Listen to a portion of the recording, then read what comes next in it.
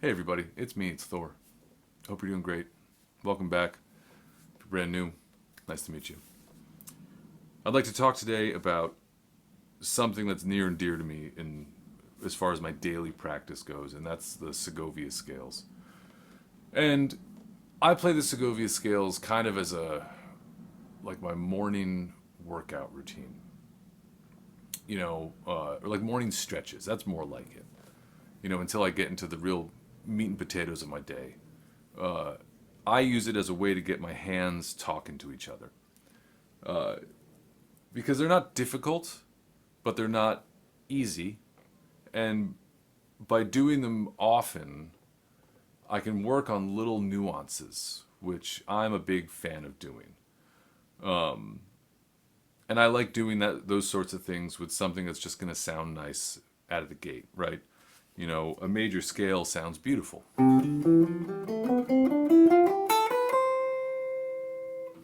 Just sounds lovely on its own.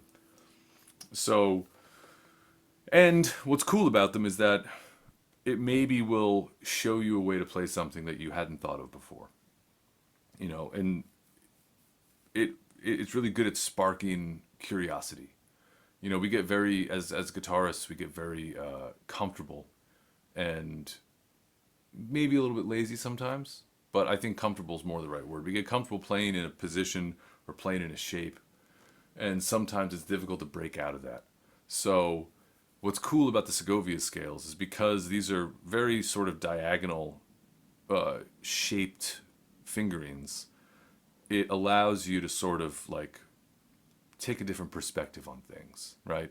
So maybe you played something, it's even as simple as, taking a riff, like getting away from the scales for a second, but, thinking about doing like that. Okay, well, do you also play it like, or, or, or,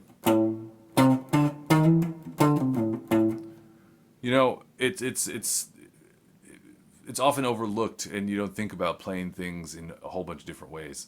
But what's that going to do? It's just going to expand your mind. It's going to give you more knowledge. Knowledge is power, right? And these are the sort of things that you work on when you practice. So then when you play, you don't think about. But now you have a new skill set that you can draw from. It's like basically filling up your Halloween bag with as much candy as possible. So when you're feeling a little peckish and you want a little sweet treat, you have a lot of choices to choose from.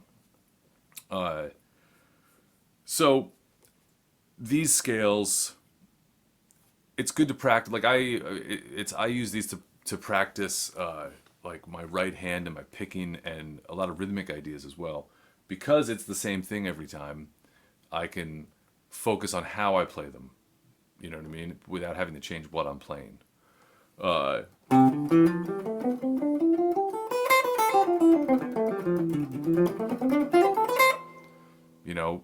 Eighth notes, quarter notes, triplets, 16th notes. If you're feeling real spicy, group them in fives, which I'm terrible at.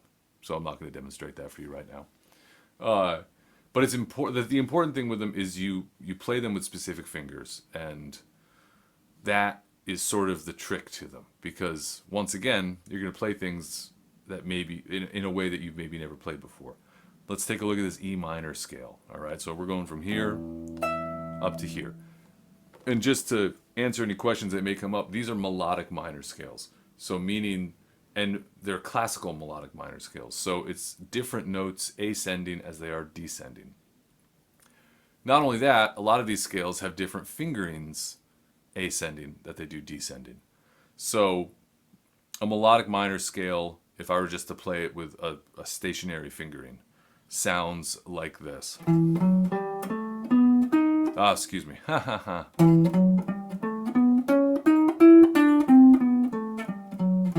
So on the way up, we have a flat 3, and that's it. So we have 1, 2, flat 3, 4, 5, 6, 7, 1. And then on the way down, we have a flat 7, a flat 6, a flat 3.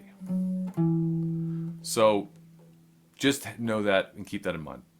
But take a look at these fingerings. And there's some weird stuff going on here, but it's going to do nothing but build skill for you. So here we go.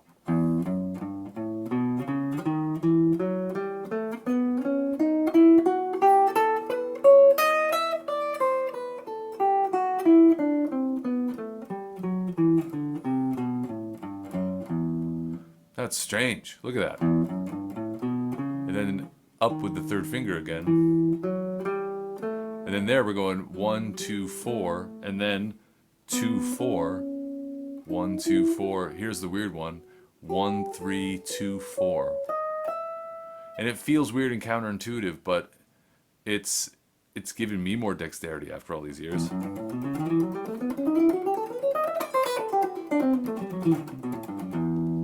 You know, it's so that's the important part. So these are available. I've written these out in part. Please pardon my penmanship. And they are available for a free download on my website, which will be in the description below. And in the tablature, you know, the tablature is regular tablature, but underneath each note is a number in red, and that is a different finger. That's important to do. So keep that in mind. The fingers are extremely important. I have on the members section a video that is just me playing through each scale, so you can see it in time in case you get confused. No further explanation, just simply me playing through them. When I play these, I like to do it with use a metronome, obviously, because, you know, we want to get better at this, right? So we got to play with the most honest friend we have, which is a metronome. And I'll go through each scale. Oh yeah.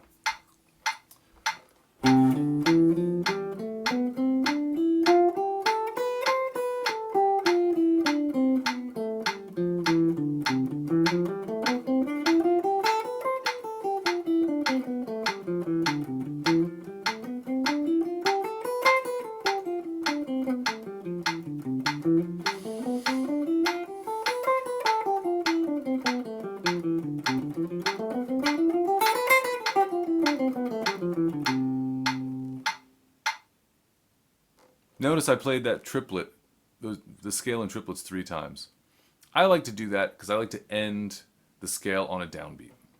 So if that's just what I do, you don't have to do that. You can just move right on to 16th notes if you're feeling adventurous. So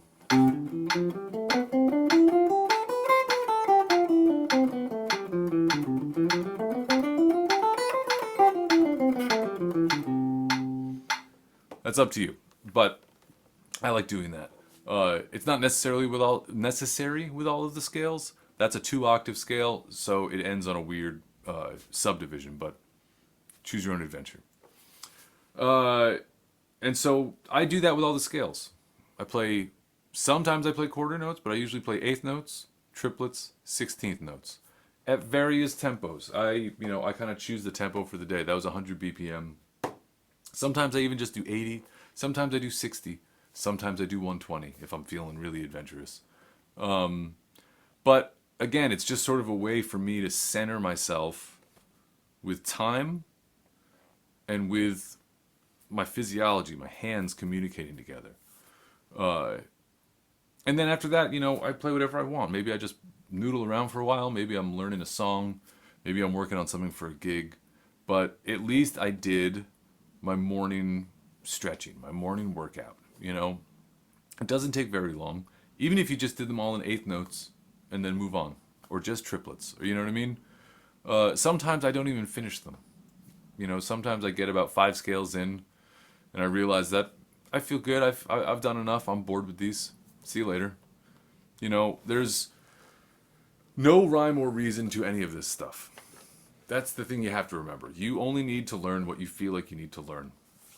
So don't put a ton of pressure on yourself.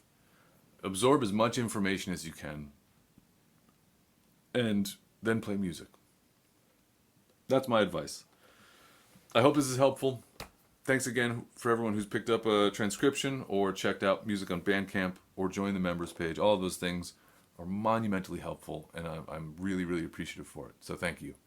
Until Until next time, keep it easy.